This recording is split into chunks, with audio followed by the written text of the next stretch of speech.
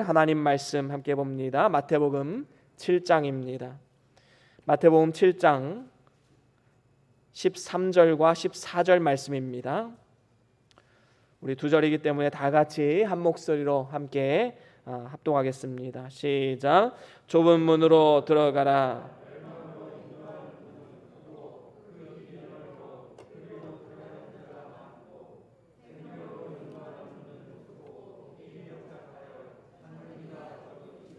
아멘. 아멘.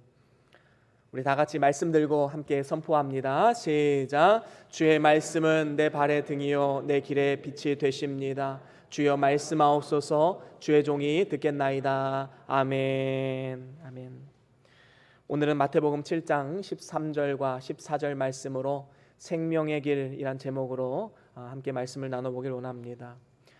인생은 B, C, D다 이런 이야기가 있지요. 우리의 인생을 이렇게 한번 보면 처음에 B로 시작을 합니다. birth죠. 그래서 태어나면 이제 마지막 death가 있습니다. 끝이 있지요. 사망이 있습니다. 그리고 그 과정 가운데 우리는 수많은 choice, 선택을 하면서 살아갑니다. 우리는 오늘도 많은 선택을 했습니다. 아침에 언제 일어날지, 그리고 무엇을 먹고 무엇을 입고 교회에 나아가야 할지 우리는 많은 선택을 한 결과 여기까지 오게 된 것입니다. 그런데 크게 우리의 모든 선택을 두 가지로 나눠볼 수가 있지요. 하나는 나를 살리는 선택이 있습니다. 그런가 하면 또한 나를 죽이는 선택도 있습니다. 그래서 예레미야 선지자는 뭐라고 말합니까? 우리 같이 말씀을 한번 읽어볼까요? 예레미야 21장 8절입니다. 함께 읽어봅니다. 시작. 여호와께서 가라사대 너는 또 백성에게 여호와께서 이같이 말씀하신다 하라. 보라 내가 너희 앞에 생명의 길과 사망의 길을 두었노니. 아멘. 그렇습니다. 우리의 인생길은 언제나 두 가지 갈래길이 있습니다. 하나는 사망의 길, 하나는 생명의 길입니다. 오늘도 우리는 많은 선택을 했고 또 과거에도 우리는 수많은 선택을 하면서 살아왔습니다. 여러분들의 삶을 돌아볼 때 과연 우리의 삶은 나를 살리는 선택을 많이 했습니까? 나를 죽이는 선택을 많이 했습니까? 많은 사람들이 간다고 해서 잘못된 선택을 하는 경우가 참으로 많이 있지요. 뭘 하면 성공한다더라. 뭘 하면 돈 번다더라. 서양 속담에 반짝인다고 다 금은 아니다라는 말이 있듯이 많은 사람들이 따라가고 겉보기에 좋다고 해서 그것이 옳은 선택이 될 수는 없는 것입니다. 사실 우리 인간에게 있어서 이 생명의 길과 멸망의 길을 구분할 수 있는 이 영안이 있느냐? 그렇지 않음을 보게 됩니다. 죄로 인해서 우리 마음이 어두워졌습니다. 무디어졌습니다. 그래서 어떤 사람들은 자신이 해야 할 선택을 다른 사람에게 맡기지요. 많은 사람들이 가는 그 길, 다수결의 원칙을 따라서 많은 사람들이 가면 그 길이 좋은 길이다라고 생각해서 걸어가는 사람들도 있습니다.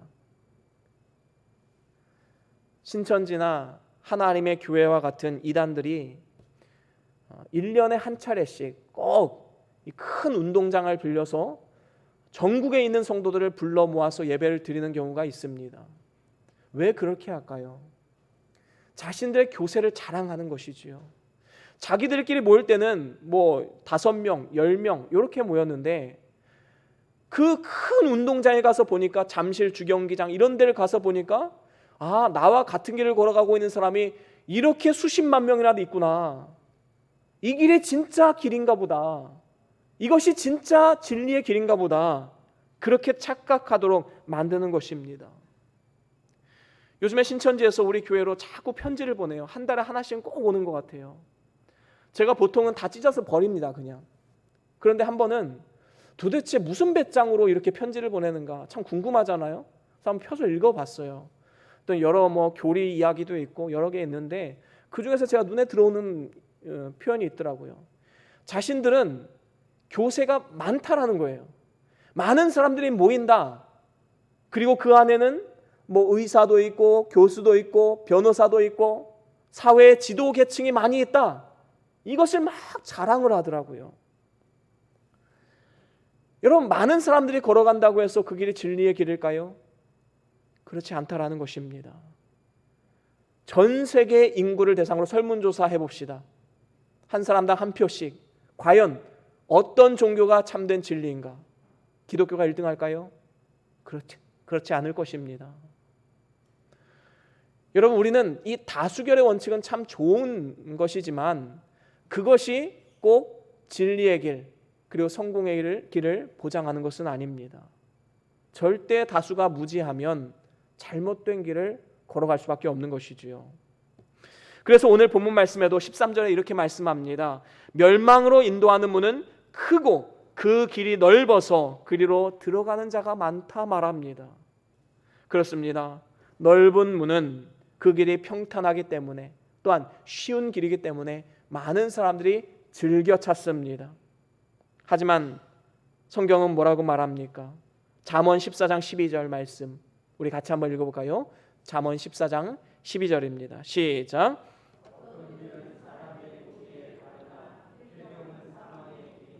그렇습니다. 어떤 길은 사람의 보기에 바른 것이지만 필경은 사망의 길이라. 잘못된 선택을 할 수 있음을 우리에게 분명히 말씀합니다. 사단은 우리를 미혹할 때에 우리가 싫어하는 것 가지고 미혹하지 않습니다. 우리가 좋아하는 것, 우리가 원하는 것, 우리가 목말라 하는 것, 육신의 정욕, 이생의 자랑, 안목의 정욕, 이러한 것들로 우리를 유혹한다라는 것이지요.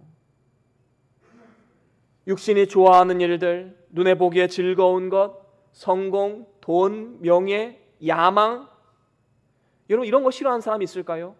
저도 좋아합니다. 하지만 중요한 것은 무엇입니까? 그것만을 따라가는 삶은 어리석은 삶이다라는 것입니다. 좋아하는 것과 우리가 가야 할 길은 분명히 다릅니다. 어떻게 항상 좋아하는 것만 하고 살 수 있겠습니까? 우리는 진정한 진리의 길이 무엇인가 바르게 깨닫고 믿음으로 선택해야 되는 것입니다. 오늘날 이 세상에 많은 사람들이 비진리를 따라갑니다. 육신의 정욕, 안목의 정욕, 이생의 자랑으로 살아갑니다. 자기 멋대로 이 세상의 가치관과 문화 속에서 살아갑니다. 우리가 이러한 시대 가운데 우리 그리스도인들은 정신을 바짝 차려야 됩니다. 이 세상의 가치와 문화는 우리 그리스도인들이 믿음으로 살지 못하도록 계속해서 발목을 잡고 있음을 보게 됩니다. 요즘에 오징어 게임이라는 이 드라마가 굉장히 큰 인기를 끌고 있지요. 뉴스를 틀면 이 오징어 게임 얘기밖에 없습니다. 많은 사람들이 이것이 전 세계 열광이다. 이로 인해서 우리 한국 문화가 전 세계에 알려졌다. 한국의 엔터테인 산업이 더욱더 부흥할 것이다. 하도 궁금해서 저도 봤어요. 저를 죽이는 선택이었더라고요. 거기에는 온갖 폭력성, 선정성, 반기독교적 정서, 제 머릿속에 계속 그게 떠나질 않는 거예요. 제 영혼을 막 죽이는 것 같은 그런 느낌이 들었습니다. 여러분 호기심이라도 보지 마십시오. 여러분 우리는요 선택을 할 때 다수가 좋아하느냐 다수가 열광하느냐 거기에 선택의 관점을 둬서는 안 된다라는 것입니다. 우리는 때로는 소수일지라도 정말 이 길이 바른 길이냐, 그래서 이 세상의 문화 가운데 이 세상의 가치관 속에서 우리는 과연 어떠한 선택을 할 것인가. 우리는 너무나도 중요한 시대를 살아가고 있습니다. 그렇다면 우리는 어떻게 하면 바른 선택, 생명의 길로 걸어가는 선택을 할 수 있겠습니까? 오늘 성경은 분명히 말씀합니다. 좁은 문으로 들어가라 라고 말이지요. 좁은 문으로 들어가야 된다라 말합니다. 많은 사람들이 따르는 길이 아니라 좁은 문으로, 외롭고 고독한 그 문으로 들어가야 된다라는 겁니다.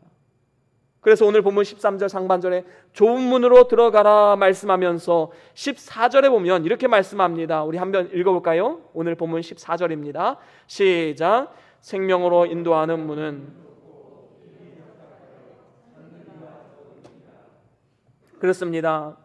이 좁은 문은 예수님께서 가신 고난의 길이요, 또 환난의 길이요, 핍박의 길이요, 가시밭길입니다. 그 길은 좁고 협착합니다. 많은 사람들이 가기를 꺼려합니다. 이 좁은 문은 외롭고 고독합니다. 청함을 받은 자는 많지만 택함 받은 자는 적다라고 성경은 말씀합니다.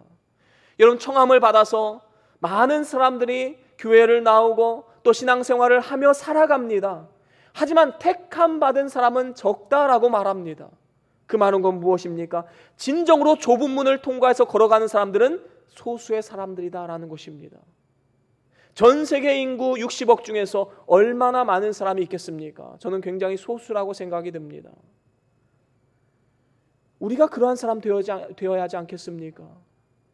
예수님을 믿는다 말하면서 항상 넓은 길로만 다니고 평탄과 행복만을 추구하면서 나아가면 어떻게 우리가 좁은 문을 통과한다고 말할 수가 있겠습니까? 때로는 외롭고 고독하지만, 때로는 가정에서 나 홀로 신앙생활하면서 온갖 핍박과 조롱을 당한다 할지라도, 때로는 학생들이 학교에서 나 혼자 신앙생활하면서 친구들로부터 구타를 당하고 때로는 따돌림을 당한다 할지라도, 때로는 직장 내에서 나 홀로 신앙생활하면서 많은 어려움이 찾아온다 할지라도 우리가 이 좁은 문으로 생각하고 우리는 믿음으로 담대하게 나아가야 할 것입니다. 그 길은 좁은 길이지만 우리 주님이 함께하는 길입니다. 그렇기 때문에 우리는 기쁨으로 그 길을 걸어갈 수 있는 것이지요. 그리고 그 길 끝에는 어린 양 되신 예수 그리스도께서 우리를 맞이해 주십니다. 그래서 생명수샘으로 인도하시고 하나님께서 모든 눈물을 씻겨주시는 영원한 안식과 위로가 있는 곳이 바로 이 좁은 문을 통과해서 가는 길인 것입니다. 그렇습니다. 오직 좁은 문으로 들어가는 길만이 생명의 길, 진정한 성공의 길임을 우리는 반드시 기억하고 우리는 좁은 문 들어가기를 힘써야 할 것입니다. 그러면 우리가 이 좁은 문으로 들어가는 것, 과연 어떻게 사는 것이 이 좁은 문으로 들어가는 삶일까요?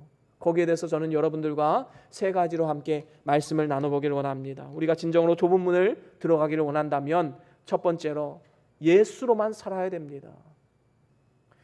예수님께서 뭐라 말씀하셨습니까? 내가 곧 길이요 진리요 생명이니 나로 말미암지 않고는 아버지께로 올 자가 없느니라. The way, 오직 유일한 길, 예수 그리스도이심을 우리에게 말씀해주고 있습니다. 또한 예수님은 자신을 문이라 말합니다. 나를 통과해야 된다 말합니다. 요한복음 10장 9절 말씀 같이 한번 읽어볼까요? 요한복음 10장 9절입니다. 시작.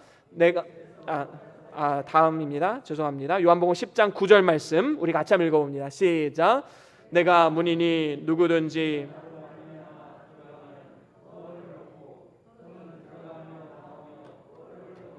아멘. 그렇습니다. 예수님은 구원의 문이십니다. 그 문으로 들어가면 우리가 구원을 얻고 그 문을 통해서 우리는 하나님 공급하시는 생과 능력, 살아갈 수 있는 힘을 공급받게 됩니다. 그래서 예수로만 사는 삶, 이러한 삶이 바로 좁은 문을 통과하는 삶인 것입니다. 그럼 예수로만 사는 삶이 구체적으로 무엇을 의미할까요? 그것은 바로 믿음으로 사는 삶입니다. 수많은 성경 구절이 그렇게 외치는 구절이 무엇입니까? 말씀이 무엇입니까? 오직 의인은 믿음으로 살리라. 오직 의인은 믿음으로 말미암아 살리라. 성경은 수많은 구절을 통해서 우리에게 증거하고 있습니다. 오직 믿음으로 산다. 여러분, 여기서 산다라는 말의 뜻은 무엇일까요?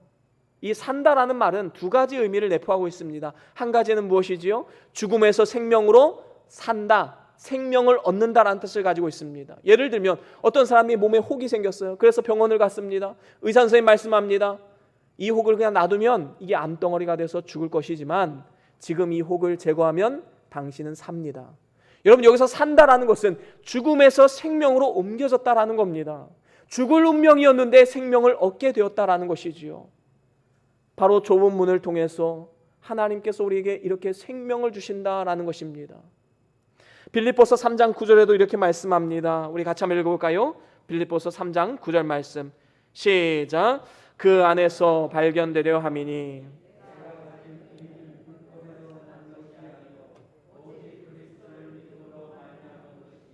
곧 믿음으로 하나님께로서 난 의라. 그렇습니다. 예수 그리스도께서 우리에게 주신 의는 율법으로 된 것이 아닙니다. 우리가 어떤 선한 일을 해서, 좋은 일을 해서 하나님이 그것을 보시고 구원하신 것이 아니라 우리에게 믿음으로 말미암는 의를 주신 것입니다. 믿음을 의로 여기시고 우리에게 죽음에서 생명으로 옮겨주신 것입니다. 바로 이것을 우리는 은혜다라고 부르는 것이지요. 만약에 우리의 공로로 된 것이라면 이것을 우리는 은혜라고 부를 수 없습니다. 당연한 것이지요. 하지만 구원은 당연한 것이 아닙니다. 우리가 죽음에서 생명으로 옮겨진 것은 믿음으로 말미암는 하나님의 은혜임을 우리는 항상 고백하며 나아가야 할 것입니다. 또 한 가지 산다라는 의미는 삶의 원리로서의 산다라는 의미입니다. 예를 들어볼까요? 저 사람은 참 건강하게 살고 있어. 저 사람은 참 어려운 환경 가운데서도 즐겁게 사네. 여러분, 여기서 산다라는 것은 죽음에서 생명으로 산다는 것이 아니라 삶의 원리로서 살아가고 있다라는 것이지요. 바로 믿음으로 산다라는 것은 예수 그리스도만이 우리의 삶의 원리가 되고 가치관이 되는 삶, 바로 그것을 의미하는 것입니다. 그렇습니다.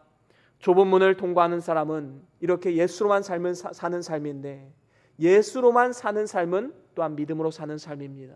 이렇게 믿음으로 살다 보면 우리의 삶 가운데 주님 주시는 참된 기쁨과 감사가 있습니다. 즐거움이 있습니다. 아무리 환난이 있고 고통이 있는 가운데서도 하나님을 향한 신뢰만 있다면 우리는 절대로 낙심하지 않습니다. 만약에 여러분들의 삶 가운데 삶이 참 불만스럽고 불만족스럽다 생각이 든다면 우리는 믿음으로 살고 있지 않다는 가장 강력한 증거를 보여주고 있는 것입니다.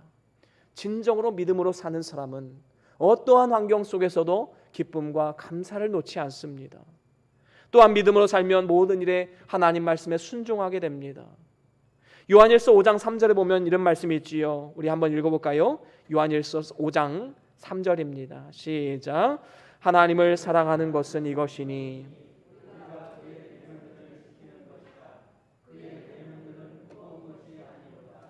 그렇습니다. 여러분, 하나님을 정말로 사랑하면 그 말씀에 귀를 기울이게 되지요. 그 말씀에 순종하게 됩니다. 정말로 사랑하는 사람이 말하면 그 말에 귀를 기울이고 그것을 어떻게 하면 이루어 줄 수 있을 것인가 고민하기 마련이지요. 마찬가지입니다.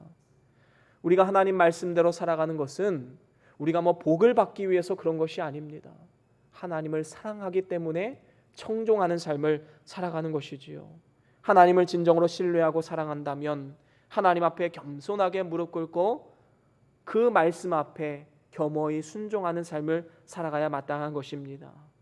저와 여러분들이 날마다 삶 가운데 좁은 문으로 들어가기 위해서 오직 예수를 믿음으로만 살아감을 통하여서 삶 가운데 날마다 기쁨과 감사가 넘치고 또 예수 그리스도의 그 말씀에 힘입어서 능력 있는 그러한 삶을 살아갈 수 있기를 주의 이름으로 간절히 축원합니다. 그런가 하면 두 번째로 우리가 진정한 좁은 문으로 들어가려면 두 번째로는 진리의 말씀의 인도를 받아야 됩니다. 진리의 말씀, 성경 말씀이지요. 여러분, 진리는요 언제나 소수입니다. 좁은 문입니다. 어떤 문제든지 정답은 하나입니다. 정답이 여러 개다. 여러분, 그게 어떻게 진리가 될 수 있겠습니까? 1 더하기 1, 이 문제에 대한 정답은 하나입니다. 그런데 만약에 1 더하기 1의 오답을 말해보라 그러면 우리는 각자가 다 다른 답을 이야기할 것입니다. 전 세계 인구가 다 하나씩 답을 말해도 부족할 것입니다. 무한정이지요. 진리는 하나인데 오답은 셀 수 없이 많은 것. 여러분, 오늘날 기독교는 오직 진리는 예수 그리스도 한 분이시다 이렇게 말합니다. 세상은 뭐라 말하지요? 어떻게 진리의 길, 구원의 길이 예수님 한 분뿐이냐? 너희들은 다양성을 존중하지 않는다. 너희들은 타협하지 않는다. 너희들은 융통성이 없다. 세상은 이렇게 우리를 조롱합니다. 여러분, 너도 옳고 나도 옳은 것이 어떻게 진리가 될 수 있겠습니까? 세상은 종교다원지를 환영합니다. 기독교에도 진리가 있고 불교에도 진리가 있고 이슬람에도 진리가 있고 우리는 다 같이 이 산 꼭대기에서 만나게 된다. 여러분, 얼마나 좋은 말입니까? 얼마나 아름다운 말이에요. 얼마나 사람들이 환영할 만한 말입니까? 하지만 진리를 알면요, 배타적이 될 수밖에 없어요. 누가 자꾸 1 더하기 1은 3이라고 우겨보십시오. 여러분, 그거 아니라고 가르쳐주지 않습니까? 근데 그 사람이, 야, 너는 왜 이렇게 배타적이야? 1 더하기 1은 3이 될 수도 있는 거야. 얼마나 마음이 답답하십니까? 때로는 우리가 진리의 길을 걸어가는 것은 외롭고 고독한 길이 될 수밖에 없어요. 하지만 이렇게 진리의 말씀에 인도하심을 따라 살아가는 사람들에게는 세상이 주지 못하는 참 기쁨과 즐거움이 있기 마련입니다. 시편 1편 2절에 보면 복 있는 사람이 어떤 사람인지 말씀하면서 이렇게 말씀합니다. 우리 같이 한번 읽어볼까요? 시편 1편 2절입니다. 시작. 오직 여호와의 율법을 즐거워하여 그 율법을 주야로 묵상하는 자로다. 그렇습니다. 진정으로 복이 있는 사람, 하나님 말씀으로 인해서 즐거워하는 사람입니다. 여러분, 사랑하는 사람과 함께 있으면 어떻지요? 그 시간이 너무나도 즐겁습니다. 그 사람의 말에 귀를 기울이고 그 사람의 뜻을 따라서 행하기를 즐겨합니다. 여러분, 우리가 하나님을 정말로 사랑한다면, 하나님 말씀을 정말로 우리가 경외하고 받들기를 원한다면 그 말씀이 나에게 즐거움이 되어줘야 됩니다. 하나님을 사랑했던 다윗은 이런 고백을 했지요. 주의 말씀은 꿀과 송이꿀보다 더 달도다.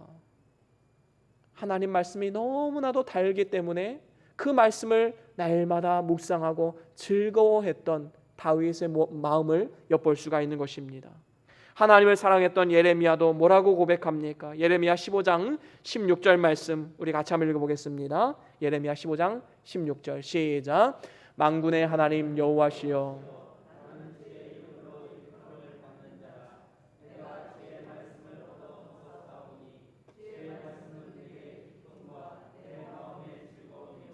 아멘. 그렇습니다.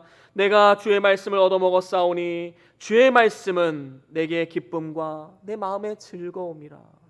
말씀이 내 삶의 진정한 기쁨과 즐거움이 된다 고백하고 있습니다. 주를 믿고 따르는 길 참 고독하고 외로운 길이었습니다. 예레미야 선지자는 하나님 말씀을 선포했는데 돌아온 것은 자신을 돌로 치려 하는 그 돌덩어리들, 그리고 자신을 죽이려고 위협하는 많은 무리들, 얼마나 고독하고 외로운 길이었겠습니까? 하지만 하나님을 사랑하는 마음이 있고 말씀을 향한 갈급함이 있었기 때문에 주의 말씀은 내게 기쁨과 내 마음의 즐거움이라 믿음으로 고백할 수 있었던 것입니다. 또한 진리의 말씀에 인도하심을 받는 사람은 항상 말씀을 묵상하게 됩니다. 즐거워하고 기뻐할 뿐만 아니라 그 말씀을 묵상하며 내 것으로 삼게 된다는 것이지요. 아까 읽었던 시편 1편 2절 말씀 하반절에 보면 복 있는 자는 그 율법을 주야로 묵상하는 자로다 말씀합니다. 하나님의 말씀을 읽고 듣는 데서 끝나는 것이 아니라 그 의미를 되새기는 삶, 하나님이 오늘 우리에게 이러한 삶을 요구하고 있는 것입니다. 또 다른 시편에서 하나님을 사랑하고 하나님 말씀을 사모했던 시인이 이렇게 고백합니다. 시편 119편 97절 말씀 우리 같이 한번 읽어보겠습니다. 시편 119편 97절 시작.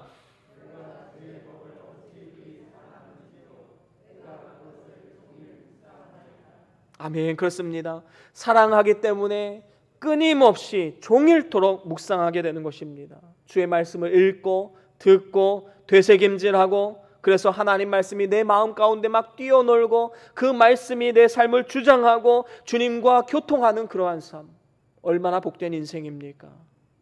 이렇게 좁은 문으로 들어가서 진리의 말씀을 따라 순종하고 인도하심을 받으면 어떤 놀라운 일들이 일어납니까? 시편 1편 3절 말씀, 우리 아까 전에 읽은 그 말씀 그 다음 절입니다. 3절 시작.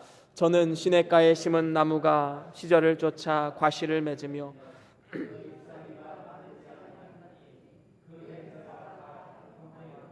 아멘. 그렇습니다. 진리의 말씀을 붙잡고 그 말씀에 순종하고 그 말씀을 묵상하고 되새김질하고 내 것으로 삼는 그 사람, 하나님께서 시냇가에 심은 나무와도 같이 만들어 주시겠다 말씀합니다. 시냇가에 심은 나무 한번 상상해 보십시오. 물을 풍성하게 공급받습니다. 무럭무럭 자라날 수가 있는 것이지요.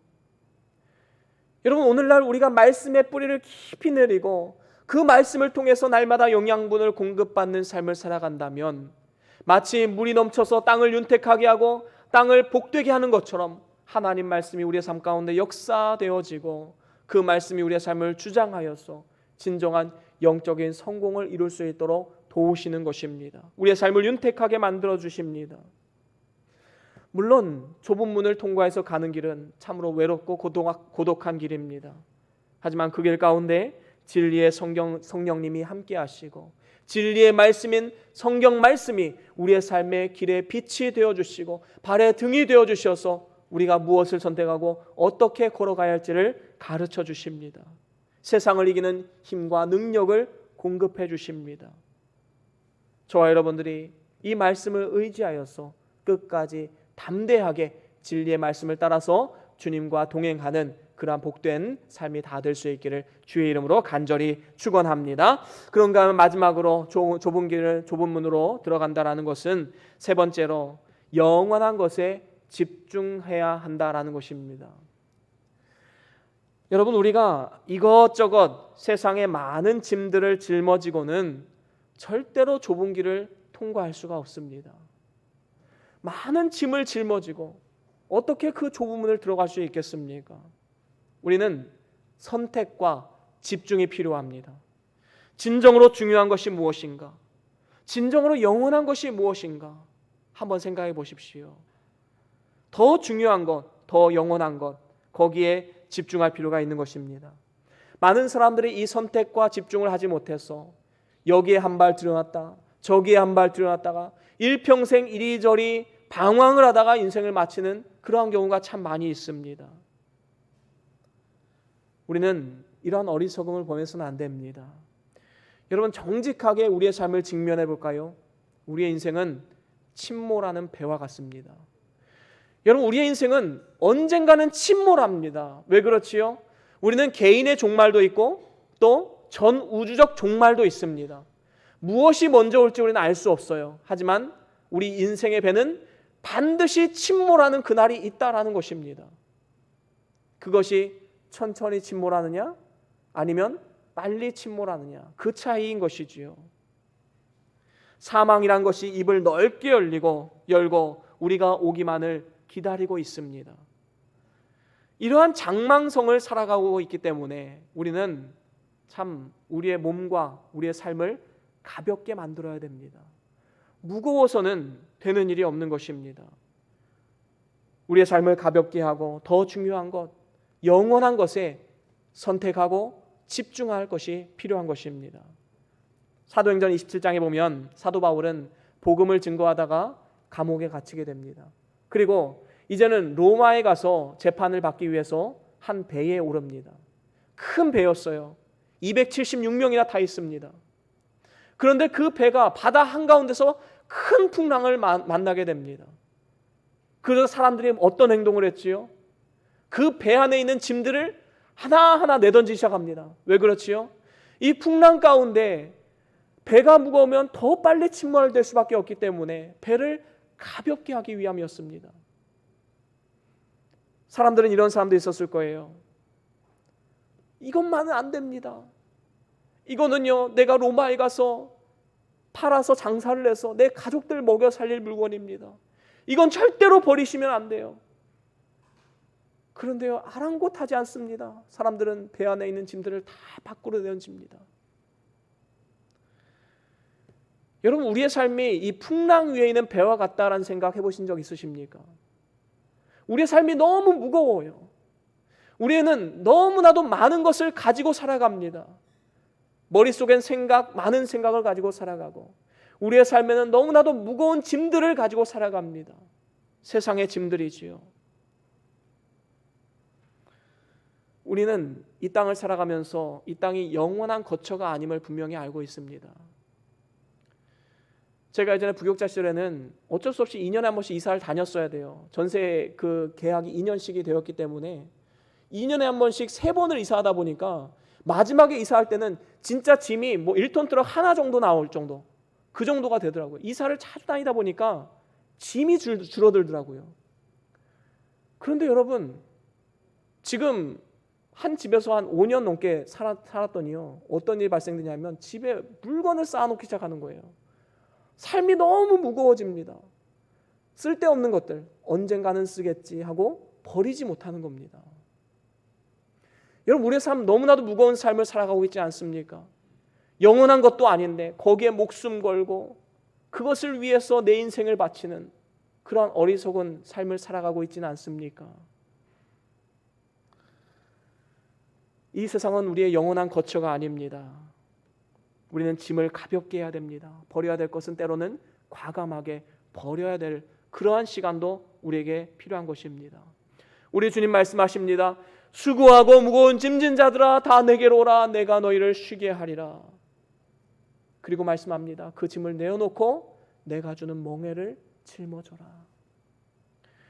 여러분, 우리 세상의 짐은 다 내어놓고 주님 주시는 멍에, 정말로 영원한 것, 주님 주시는 그것을 바라보면서 우리는 살아가야 되는 것입니다. 이것이 진정한 인생의 성공길이지요. 사실 우리가 이 땅에 알몸으로 태어나서 얼마나 많은 것을 누리고 살아갑니까? 많은 사람들이 사실 지나치게 많은 것을 누리고 살아가고 있다라고 저는 생각을 합니다. 삶의 무게가 무겁습니다. 죽음이 두려워집니다. 이 많은 것을 쌓아두고 내가 어떻게 눈을 감는고. 침몰의 속도는 더 빨라집니다. 마음이 급해집니다. 타락의 길을 걸어가고 있으면서도 자신이 타락의 길을 걸어가고 있다는 것을 알지 못합니다. 우리는 이러한 어리석음을 보면서는 안 됩니다. 선택과 집중, 내가 무엇을 선택하고 무엇에 집중해야 될 것인가. 우리는 영원한 것에 집중해야 됩니다. 우리 주님 말씀하셨지요. 마가복음 10장 29절 30절입니다. 우리 같이 한번 읽어볼까요? 함께 읽습니다. 시작. 예수께서 가라사대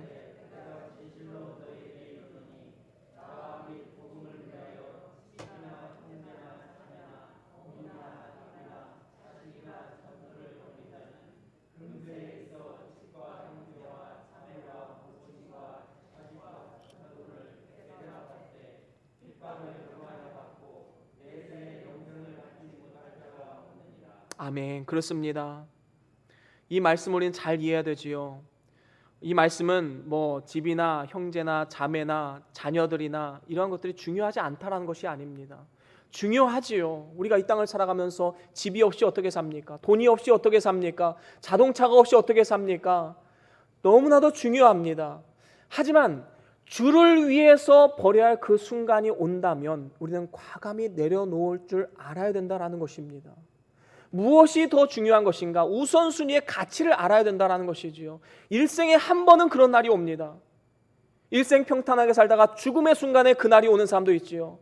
다 내려놓고 가야 되는 이 상황 가운데 내가 인생을 헛살았구나. 얼마나 어리석은 인생입니까? 여러분, 우리는 어떠한 선택의 순간이 왔을 때 우선순위를 잘 생각을 해야 됩니다. 무엇이 더 우선이고 무엇이 더 중요한 것인가? 영원한 것, 진정으로 가치 있는 것에 여러분들의 인생을 거십시오. 영원한 것을 위해서 살기에도 우리는 너무나도 바쁜 삶이에요. 영원한 것이 무엇입니까? 하나님이 영원하시고 하나님 말씀이 영원하시고 사람의 영혼도 영원합니다. 사람의 영혼도 천국을 가든 지옥을 가든 영원토록 영생하는 삶을 살아가게 됩니다. 그러면 우리가 영원한 것에 집중하여 산다는 것은 무엇을 의미합니까? 하나님 영광을 위해서 하나님 말씀으로 사람의 영혼을 섬기고 세우는 일을 하는 것, 바로 이것이 영원한 가치 있는 삶이다라는 것입니다. 모든 삶의 방향과 목적과 가치를 여기에 두어야 하는 것이지요. 그렇습니다. 이것이 최고의 우선순위가 된다면 어떠한 선택의 갈림길 속에서도 우리는 바른 선택을 할 수 있습니다. 학생들이 대학을 갈 때 학과를 선택하고, 또 청년들이 이제 어떠한 직업을 가질까? 직업을 선택하고 또 배우자를 선택하고, 이 모든 과정 가운데 이 우선순위라는 게 있어야 됩니다. 우선순위가 무너지면 우리는 반드시 백전백패할 수밖에 없습니다. 외모를 따져보고, 어딜 가면 성공할 것인가 따져보고, 세상적인 가치와 문화를 가지고 따져보고, 후회할 날이 분명히 있다라는 것이지요. 우리가 따라야 할 기준은 무엇입니까? 겉모습의 화려함이 아닙니다. 많은 사람들이 가는 길인가? 그것도 아닙니다. 무엇을 하면 성공하고 내 야망을 채울 수 있는 것인가? 그것도 아닙니다. 우리가 해야 할 질문, 그것은 내가 어떤 선택을 해야지만 하나님 기뻐하실까? 하나님의 영광을 나타내는 삶을 살아갈 수 있을까? 내가 어떻게 하면 사람의 영혼을 세우는 삶을 살아갈 수 있을까? 우리는 바로 이러한 고민을 하면서 살아가야 마땅한 것입니다. 이것이 바로 진정으로 영적인 성공이 아니겠습니까? 그런 의미에서 볼 때 우리는 무언가 내 꿈과 야망을 이루기 위해서 어떤 일을 하기보다는 우리는 무슨 일을 할 것인가, 거기에 초점을 맞춰야 됩니다. 대부분 학생들에게 너 장래 희망이 뭐냐? 그러면 대부분 직업을 이야기합니다. 하나님이 원하시는 직업이 아니에요. 직업에 귀천도 없습니다. 중요한 것은 그 일을 통해서 내가 어떠한 일을 할 것인가, 어떠한 사람이 될 것인가, 어떻게 섬길 것인가, 바로 여기에 초점이 맞춰져야 된다는 것입니다. What to be의 문제가 아니라 What to do의 문제입니다. 내가 무엇을 할 수 있을까? 내가 열심히 돈을 벌어서 내가 무엇을 할 수 있을까? 우리는 이 땅 가운데 빛과 소금으로서 섬김의 직분을 감당하는 것, 우리가 가진 달란트와 직업을 통해서 심겨진 그곳에서 하나님 나라와 그의 영광을 위해서 어떻게 쓰임 받을 수 있을 것인가, 우리는 그 고민을 반드시 해봐야 되는 것입니다. 때로는 그 길이 많은 사람들이 걸어가지 않는 좁은 길일 수 있습니다. 하지만 세상 사람들이 알아주지 않고 때로는 조롱하는 그 길이라 할지라도 이것이 영원을 위한 길이라면 우리는 믿음으로 담대하게 끝까지 나아가야 될 줄로 믿습니다. 이제 말씀을 마무리합니다. 많은 사람들이 그것이 멸망의 길인 줄도 모르고 잘못된 선택을 해서 나 하나 멸망하는 것이 아니라 내 가족, 내 주변 지인들, 형제, 자매까지 다 같이 그러한 죄악의 구렁텅이로 빠져 들어가는 이러한 어리석은 경우가 참으로 많이 있음을 보게 됩니다. 여러분, 많은 사람들이 간다고 해서 그 길이 진리의 길이 아닙니다. 진짜 진리의 길은 소수의 길입니다.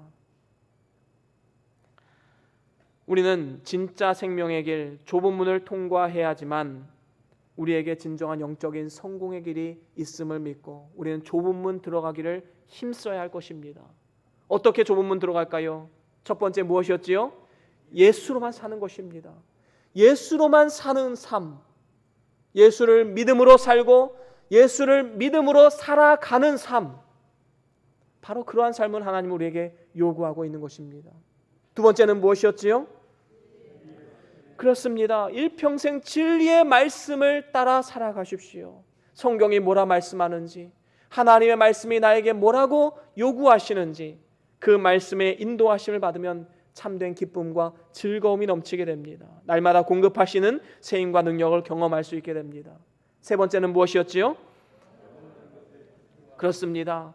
선택과 집중 반드시 기억하십시오. 어떠한 선택을 할 때 이것이 영원을 좌우하는 선택인가 아닌가, 이 고민을 우리는 반드시 해보아야 할 것입니다.